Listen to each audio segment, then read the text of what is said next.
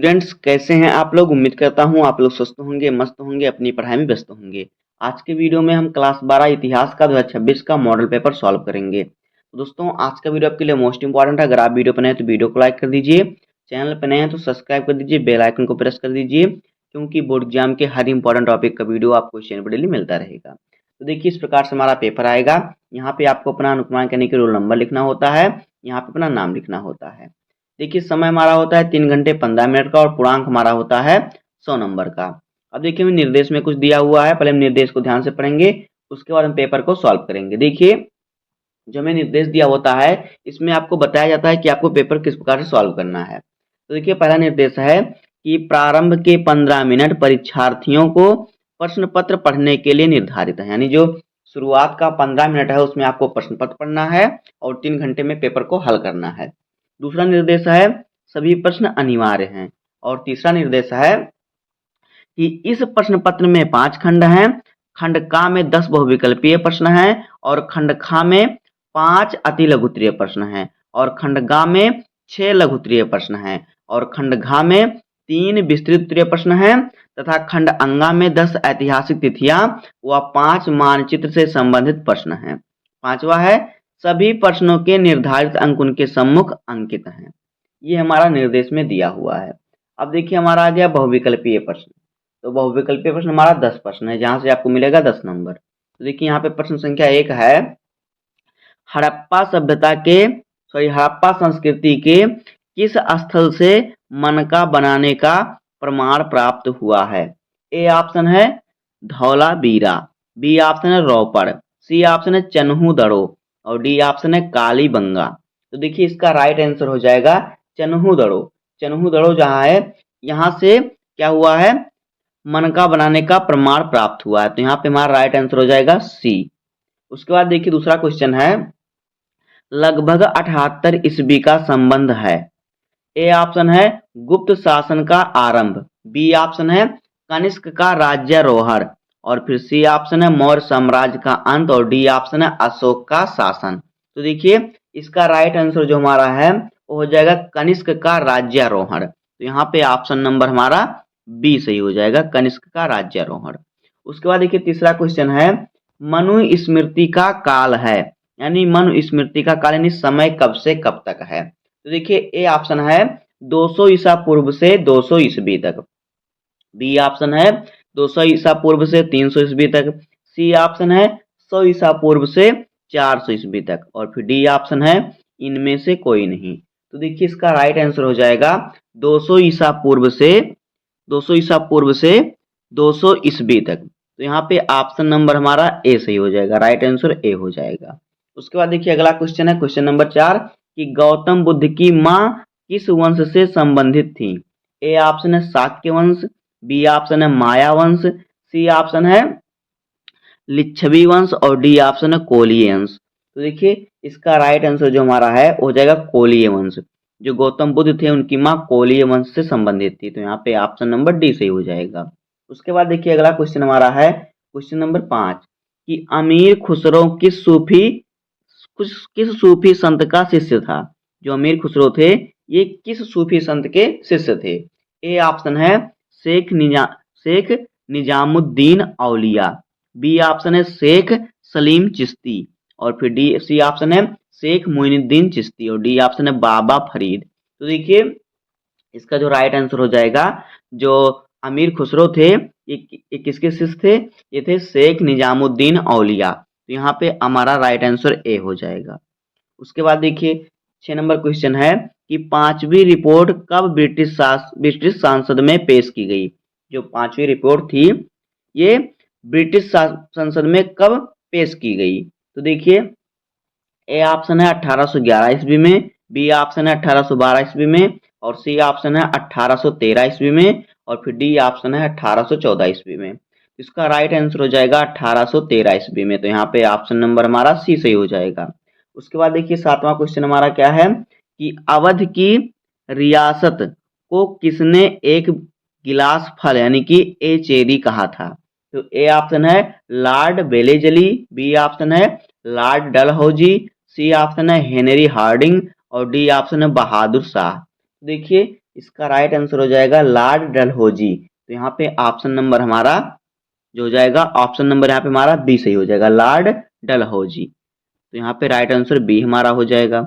उसके बाद देखिए 8 नंबर क्वेश्चन हमारा क्या है, कह रहा है कि prince of prince of wales की भारत यात्रा कब हुई, भारत यात्रा कब इनकी शुरू हुई।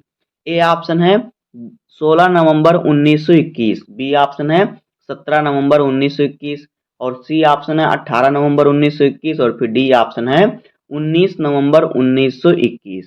तो देखिए इसका राइट आंसर हो जाएगा 17 नवंबर 1921। तो यहाँ पे हमारा राइट आंसर बी हो जाएगा। तो यहाँ पे ऑप्शन हमारा बी सही हो जाएगा। उसके बाद देखिए 9 नंबर क्वेश्चन है कि दी डिस्कवरी ऑफ इंडिया के लेखक थे। ए ऑप्शन है जवाहरलाल नेहरू, बी ऑप्शन है महात्मा गांधी, सी ऑप्शन है मोतीलाल नेहरू और डी ऑप्शन है सरोजिनी नायडू। तो देखिए इसका राइट आंसर क्या हो जाएगा हमारा, इसका राइट आंसर हो जाएगा जवाहरलाल नेहरू। तो यहाँ पे ऑप्शन नंबर हमारा ए सही हो जाएगा। उसके बाद देखिए 10 नंबर क्वेश्चन है कि ऐतिहासिक उद्देश्य प्रस्ताव कब पेश किया गया। ए ऑप्शन है 12 दिसंबर 1946, बी ऑप्शन है 13 दिसंबर 1946 और फिर सी ऑप्शन है 14 दिसंबर 1946 और फिर डी ऑप्शन है 15 दिसंबर 1946। तो देखिए इसका राइट आंसर हो जाएगा हमारा 13 दिसंबर 1946। तो यहाँ पे ऑप्शन नंबर हमारा बी सही हो जाएगा। तो इस प्रकार से हमारे 10 बहुविकल्पीय प्रश्न हो जाएंगे जहां से आपको मिल जाएगा 10 नंबर। उसके बाद देखिए हमारा आ गया अति लघुत्तरीय प्रश्न। तो देखिए अति लघुत्तरीय प्रश्न हमारा हर प्रश्न आपका 2 नंबर का होगा, कितने नंबर का, 2 नंबर का होगा। तो देखिए यहाँ पे 11 नंबर क्वेश्चन है कि किन्हीं दो उदारवादी नेताओं के नाम बताइए। तो देखिए इसका उत्तर हो जाएगा कि गांधी जी के मान्य राजनीतिक परामर्शदाता गोपाल कृष्ण गोखले तथा मोहम्मद अली जिन्ना दो प्रमुख उदारवादी नेता थे। उदारवादी नेता एक क्रमिक व लगातार प्रयास करते रहने के विचार के क्या हिमायती थे, यानी कि लगातार प्रयास करने के क्या थे, हिमायती थे। तो इस प्रकार से आपको लिखना है क्या, लघु उत्तरीय प्रश्न। इस प्रकार से आप लिखेंगे तो आपको 2 नंबर मिल जाएगा। उसके बाद देखिए अगला क्या है, 12 नंबर क्वेश्चन है कि किन्हीं दो स्थानीय नेताओं के नाम बताइए जिन्होंने 1857 के विद्रोह को मजबूत करने का प्रयास किया। तो पहला है शाहमल। शाहमल ने उत्तर प्रदेश में बड़ौदा परगना के गांव वालों को संगठित किया। दूसरा है गोनू, जो कि छोटा नागपुर स्थित सिंहभूम के एक आदिवासी काश्तर गोनू ने इलाके के कोल को संभाला था। इस प्रकार से आपको लिखना होगा इस क्वेश्चन का आंसर। उसके बाद देखिए अगला क्वेश्चन हमारा क्या है, क्वेश्चन नंबर 13। देखिए क्या है, क्वेश्चन नंबर 13 है कि गजपति के अर्थ को स्पष्ट कीजिए। तो देखिए इसका उत्तर, गजपति का शाब्दिक अर्थ है हाथियों का स्वामी। गज का अर्थ होता है हाथी, पति का अर्थ स्वामी, यानी गजपति यानी कि हाथियों का राजा या हाथियों का स्वामी कह सकते हैं। 15वीं शताब्दी में उड़ीसा, जो जिसे अब ओडिशा कहते हैं, उड़ीसा के एक शक्तिशाली शासक वंश का यही नाम था, क्या, गजपति नाम था। विजयनगर की लोक प्रचलित परंपराओं में दक्कन के सुल्तानों को अश्वपति या घोड़ों के स्वामी तथा रायों के नरपति को लोगों के स्वामी की संज्ञा दी गई थी। इतना आपको लिखना है इस क्वेश्चन का आंसर। उसके बाद देखिए अगला क्वेश्चन है कि इब्न बतूता के वृत्तांत के दो मुख्य दोष बताइए। तो उत्तर देखिए, नंबर 1, इब्न बतूता ने घटनाओं की क्रमबद्धता पर ध्यान नहीं दिया। दूसरा है उसने अपने वृत्तांत में तथ्यों के साथ अफवाहों का सम्मिश्रण कर दिया, तथ्य बताए उसके साथ उन्होंने अफवाह का भी मिश्रण कर दिया। तो ये उनके मुख्य दोष थे। उसके बाद देखिए 15 नंबर क्वेश्चन है कि हड़प्पा कालीन प्रमुख केंद्रों का एक विवरण प्रस्तुत करें। तो देखिए हड़प्पा, मोहनजोदड़ो, चन्हूदड़ो, कालीबंगा, कोटदीजी, रंगपुर, रोपड़, लोथल, आलमगीरपुर, बनावली एवं धौलावीरा आदि हड़प्पा कालीन प्रमुख केंद्र थे। तो दोस्तों इस प्रकार से देखिए आपका 10 नंबर का आता है लघु उत्तरीय प्रश्न, अति लघु उत्तरीय प्रश्न, जहाँ से आपके 5 क्वेश्चन होते हैं और 5 क्वेश्चन आपके 2-2 नंबर के होते हैं। इसके बाद हमारा आएगा लघु उत्तरीय प्रश्न। देखिए लघु उत्तरीय प्रश्न आपका हर प्रश्न 5 नंबर का रहेगा। तो यहाँ पे देखिए प्रश्न संख्या 16 है, जो हमारा लघु उत्तरीय प्रश्न है। कह रहा है कि ग्रामीण बंगाल के बहुत से इलाकों में जोतदार एक ताकतवर हस्ती क्यों था? तो देखिए ये क्वेश्चन बहुत इंपॉर्टेंट है। देखिए इसका उत्तर आपको किस प्रकार से लिखना है। देखिए 18वीं शताब्दी के अंतिम वर्षों की एक महत्वपूर्ण विशेषता ग्रामीण बंगाल में धनी किसान, जिन्हें कि जोतदार के नाम से जाना जाता था, किसानों का शक्तिशाली हो जाना था। ये इसकी बड़ी क्या थी, विशेषता थी, महत्वपूर्ण विशेषता थी कि जो किसान लोग थे, धनी किसान हो क्या हो गए, अधिक शक्तिशाली हो गए। 19वीं शताब्दी के प्रारंभिक वर्षों में जोतदार अत्यधिक शक्तिशाली बन गए थे। निम्नलिखित कारणों से उनकी शक्ति में विकास हुआ था। देखिए नंबर एक क्या, देखिए जोतदारों के पास जमीन के विशाल रकबे यानी बहुत बड़े बड़े रकबे, जैसे 1000-1500 एकड़ जमीनें थी। कुछ जोतदारों के पास तो हजारों एकड़ भूमि थी, जिसके परिणाम स्वरूप उनकी आर्थिक एवं सामाजिक सत्ता में अत्यधिक वृद्धि हो गई। दूसरा है स्थानीय व्यापार एवं साहूकारों के कारोबार पर भी जोतदार का नियंत्रण स्थापित था। परिणाम स्वरूप उस क्षेत्र के गरीब काश्तकार उनकी व्यापक शक्ति से भयभीत रहते थे। तीसरा देखिए क्या है विशेषता, तीसरी विशेषता है कि वह अपनी भूमि के एक विशाल भाग पर बटाईदारों, जिन्हें अधियार अथवा बर्गादार भी कहा जाता है। बटाईदार जैसे कि लोग जो खेत बटाईदार पे लेते हैं, जैसे कि अगर आपका खेत है बटाईदार को देंगे तो उसमें सब चीज लगाएंगे, अपनी भर्ती लगाएंगे और फसल उपजाएंगे, उसमें से आधा वो लेंगे आधा आपको देंगे। तो होते बटाईदार। देखिए बटाईदार से खेती करवाते थे। बटाईदार एक प्रकार से जोतदार के क्या होते हैं, अधीन होते थे। तो इतना आपको लिखना है इस क्वेश्चन का आंसर। उसके बाद देखिए अगला क्वेश्चन क्या है, क्वेश्चन नंबर 17 कह रहा है कि विजयनगर की जल आवश्यकताओं को किस प्रकार पूरा किया जाता था। देखिए आपको इसका उत्तर किस प्रकार से लिखना है। विजयनगर साम्राज्य का क्षेत्र प्रायद्वीप के सर्वाधिक शुष्क क्षेत्रों में से एक था, अतः स्वाभाविक रूप से राजधानी नगर के चुनाव में जल संपदा की ओर विशेष रूप से ध्यान दिया गया। विजयनगर की जल आवश्यकताओं को तुंगभद्रा नदी द्वारा निर्मित एक प्राकृतिक जलकुंड से पूरा किया जाता था। विजयनगर की अधिकांश जल आवश्यकताओं को हिरिया नहर से पूरा किया जाता था। इसका निर्माण संभवतः संगम वंश के राजाओं ने करवाया था। तुंगभद्रा पर बनाए गए बांध से इस नहर में पानी लाया जाता था। इस पानी का प्रयोग धार्मिक केंद्र से शहरी केंद्र को पृथक करने वाली घाटी में सिंचाई संबंधों कार्यों के लिए किया जाता था। इस प्रकार से आपको लिखना है इस क्वेश्चन का आंसर, तब आपको मिल जाएंगे पूरे 5 नंबर। उसके बाद देखिए अगला क्वेश्चन क्या है, क्वेश्चन नंबर 18। देखिए क्वेश्चन 18 है कि भारत छोड़ो आंदोलन के क्या कारण थे। तो देखिए उत्तर, भारत छोड़ो आंदोलन के प्रमुख कारण निम्नलिखित थे। नंबर 1 है, पहला कारण यह था कि जापान के आक्रमण का भय बढ़ रहा था। गांधी जी चाहते थे कि भारत को उस आक्रमण से बचाया जाए, और यह तभी हो सकता था जब अंग्रेज भारत छोड़ देंगे। जब अंग्रेज भारत छोड़ देंगे तो वह भारत पर आक्रमण नहीं करेगा। उसके बाद देखिए आगे, जो जापान था वो अंग्रेजों पर आक्रमण कर रहा था, अगर अंग्रेज भारत में रहेंगे तो भारत पर भी आक्रमण करेगा। दूसरा कारण देखिए, दूसरा कारण यह था कि अंग्रेजों की हर जगह हार हो रही थी। उनके हाथों से सिंगापुर, वर्मा निकल गए। गांधी जी का यह विचार था कि यदि अंग्रेज ने हिंदुस्तान को न छोड़ा तो इस देश के लोगों का भी वही दुर्दशा होगा जो वर्मा और मलाया के लोगों का हुआ था। तीसरा देखिए कारण क्या था, आंदोलन को प्रारंभ करने का एक और कारण था कि हिटलर और उसके साथियों का प्रोपेगंडा बढ़ रहा था और उसका प्रभाव भारतीयों पर भी पड़ रहा था। सुभाष चंद्र बोस स्वयं बर्लिन से हिंदुस्तानी भाषा में पॉडकास्ट कर रहे थे, ऐसा महसूस किया गया। आगे देखिए, इसका हमारा आ गया 10 नंबर क्वेश्चन। 10 नंबर क्वेश्चन हमारा है कि रुद्र दमन के प्रस्तर अभिलेख से हमें सुदर्शन झील के विषय में क्या जानकारी मिलती है। तो देखिए इसका उत्तर आपको लिखना है कि सुदर्शन झील एक कृत्रिम जलाशय था।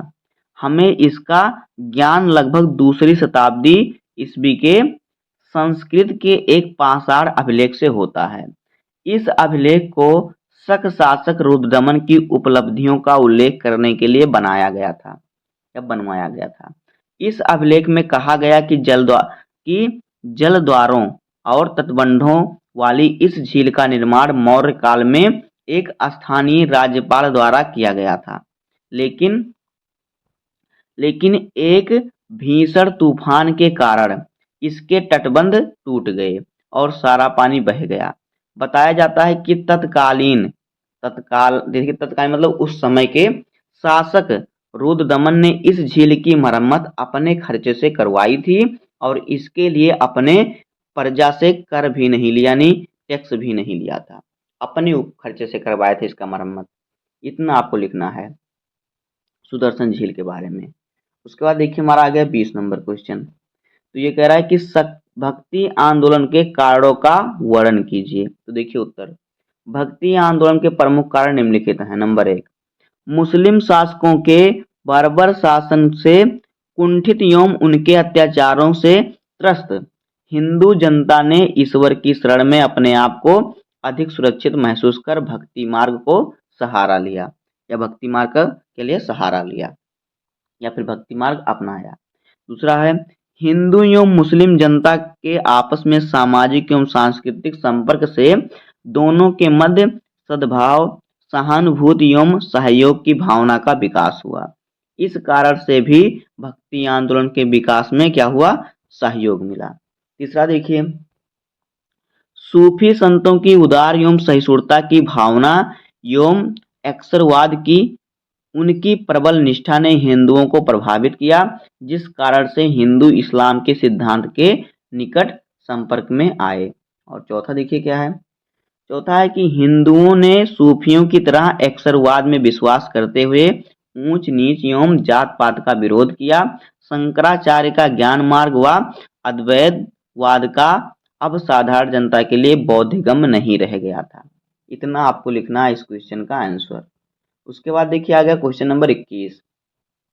तो 21 नंबर क्वेश्चन हमारा है कि उद्देश्य प्रस्ताव में किन आदर्शों पर जोर दिया गया था। तो देखिए, जवाहरलाल नेहरू ने 13 दिसंबर 1946 को संविधान सभा के सामने एक ऐतिहासिक प्रस्ताव प्रस्तुत किया, जिसे उद्देश्य प्रस्ताव के नाम से जाना जाता है।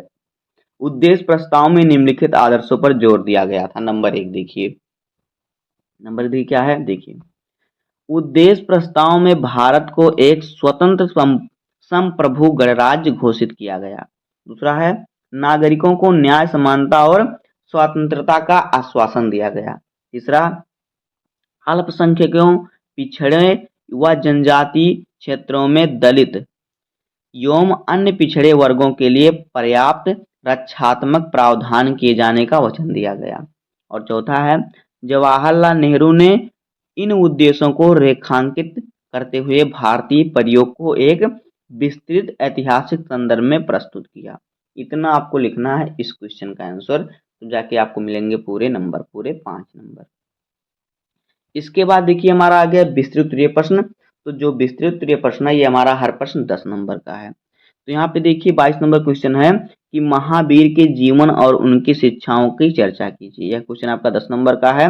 अथवा करके दिया है कि स्तूप से आप क्या समझते हैं, स्तूपों के प्रकार तथा इनके विभिन्न अंगों का वर्णन कीजिए। तो देखिए आपको बोर्ड एग्जाम में दोनों में से केवल एक क्वेश्चन सॉल्व करना है, लेकिन आपको तैयार दोनों कर लेना है अभी, क्योंकि कौन सा क्वेश्चन कब पूछ ले आपको बोर्ड एग्जाम में कोई नहीं जानता। उसके बाद देखिए 23 नंबर क्वेश्चन है, सूफीवाद क्या है, इसके मूलभूत सिद्धांतों का वर्णन कीजिए। ये भी क्वेश्चन 10 नंबर का है। अथवा करके दिया है कि भारतीय राष्ट्रीय आंदोलन में महात्मा गांधी की भूमिका का मूल्यांकन कीजिए। तो इन दोनों क्वेश्चनों में से भी आपको सिर्फ एक क्वेश्चन सॉल्व करना है। उसके बाद देखिए 24 नंबर क्वेश्चन है कि असहयोग आंदोलन पर निबंध लिखिए। अथवा करके दिया है हड़प्पा सभ्यता के पतन के कारणों का उल्लेख कीजिए। तो यहाँ पे भी इन दोनों क्वेश्चनों में से आपको सिर्फ एक क्वेश्चन सॉल्व करना होगा, जहां से आपको मिलेगा 10 नंबर। दोस्तों इस प्रकार से आपको विस्तृत प्रश्नों को तैयार कर लेना है। उसके बाद देखिए हमारा आ गया 25 नंबर क्वेश्चन। तो 25 नंबर क्वेश्चन कह रहा है कि निम्नलिखित ऐतिहासिक तिथियों से संबंधित घटनाओं का उल्लेख कीजिए। तो यहाँ पे आपको 10 तिथि दिए गए हैं। देखिए यही 10 तिथि आपके बोर्ड एग्जाम में आते हैं। देखिए हमने जो मॉडल पेपर आपको सॉल्व कराया है उनमें हमने इन सभी तिथियों से संबंधित घटनाओं को बताया, वहां से आप पढ़ सकते हैं। ये सभी जितना होता है वही आते हैं, उससे बाहर कुछ नहीं आता है, तो आप वहां से इसको पढ़ लेंगे। उसके बाद देखिए हमारा जो 26 नंबर क्वेश्चन है ये भी बहुत ही इंपॉर्टेंट क्वेश्चन है। कह रहा है कि दिए गए भारत के रेखा मानचित्र पर निम्नलिखित स्थानों को दर्शाइए और लिखिए, और सही नाम और सही स्थान दर्शाने पर आपको 1+1 अंक निर्धारित किए गए हैं। चिन्ह द्वारा दर्शाया था उनके नाम लिखिए। देखिए यहाँ पे छपाई गलत है, यहाँ पे देखिए आपको क्या करना है, अगर आप सही नाम लिखेंगे और सही स्थान दर्शाएंगे तो आपको 1+1 यानी आपको एक आंसर पर आपको मिलेगा 2 नंबर, यानी कि इस क्वेश्चन पर आपको मिलेंगे कितने नंबर, 10 नंबर मिलेंगे। 10 नंबर आपको मिलेंगे इस क्वेश्चन पर। तो आइए देखते हैं हम कौन सा स्थान कहाँ पे है। पहला क्वेश्चन देखिए क्या है यहाँ पे। पहला क्वेश्चन है कि वह स्थान जहां से हड़प्पा सभ्यता के संबंधित जुते हुए खेतों का साक्ष्य मिला था। तो क्या था वह स्थान, देखिए क्या था, वह स्थान था कालीबंगा। क्या था देखिए, कालीबंगा से जो है हड़प्पा सभ्यता से संबंधित जुते हुए खेतों का क्या साक्ष्य मिला था। क्या था, कालीबंगा। तो यहाँ से आप कालीबंगा दर्शाएंगे और कालीबंगा का नाम लिखेंगे कि कालीबंगा भारत के मानचित्र में कहाँ पे है, या फिर ये कहाँ पर है मानचित्र में। दूसरा है कि वह स्थान जहाँ श्री कृष्ण ने युद्ध भूमि में अर्जुन को क्या दिया था, उपदेश दिया था। तो देखिए महाभारत का युद्ध कहाँ पे हुआ था, तो महाभारत का युद्ध कुरुक्षेत्र में हुआ था, और महाभारत के युद्ध में ही श्री कृष्ण ने अर्जुन को उपदेश दिया था। तो ये कहाँ पे है, ये है कुरुक्षेत्र। तो कुरुक्षेत्र आपको लिखना है और कुरुक्षेत्र आपको दर्शाना है कि ये कहाँ पर है भारत के मानचित्र में। उसके बाद देखिए तीसरा है कि वह स्थान जहाँ आनंद भवन स्थित है। तो देखिए आनंद भवन कहाँ स्थित है, इलाहाबाद के प्रयागराज में, और ये कहाँ है, ये है उत्तर प्रदेश में। उसके बाद देखिए अगला क्या है, अगला है कि वह स्थान जहाँ स्वामी विवेकानंद का जन्म हुआ। तो वह स्थान क्या है, वह स्थान है कोलकाता। कोलकाता में स्वामी विवेकानंद जी का जन्म हुआ था। उसके बाद है वह स्थान जहाँ इमामबाड़ा स्थित है। तो देखिए इमामबाड़ा जो है लखनऊ में स्थित है। लखनऊ में कहाँ है, उत्तर प्रदेश में, जो कि उत्तर प्रदेश की राजधानी है। तो दोस्तों इसी प्रकार से आपको क्लास 12 इतिहास का मॉडल पेपर सॉल्व करना है। इसी प्रकार से आपका पेपर आएगा। उम्मीद करता हूँ आपको वीडियो पसंद आया होगा। अगर आपको वीडियो पसंद आए तो वीडियो को लाइक कर दीजिए, चैनल पर नए सब्सक्राइब कर दीजिए, बेल आइकन को प्रेस कर दीजिए, क्योंकि बोर्ड एग्जाम के हर इंपॉर्टेंट टॉपिक का वीडियो आपको इस चैनल पर डेली मिलता रहेगा। तो मिलते हैं किसी नेक्स्ट वीडियो में, तब तक के लिए धन्यवाद। जय हिंद।